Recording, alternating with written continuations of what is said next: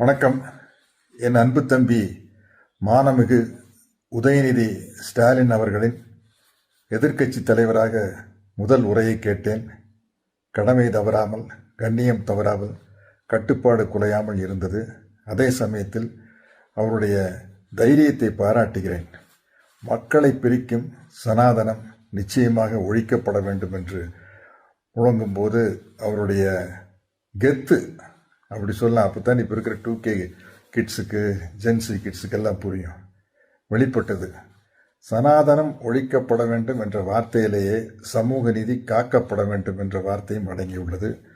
அவருடைய தைரியத்தை பார்க்கும் பொழுது புரட்சி தலைவர் எம்ஜிஆரின் ரசிகனாக அவருடைய பாடல் வரிகள் தான் எனக்கு ஞாபகம் வந்தது. 1000 கைகள் மறைத்து நின்றாலும் ஆதவன் மறைவதில்லை, ஆணைகளிட்டே யார் தடுத்தாலும் அலைகடல் Oivathillai. Uday, hats off to you.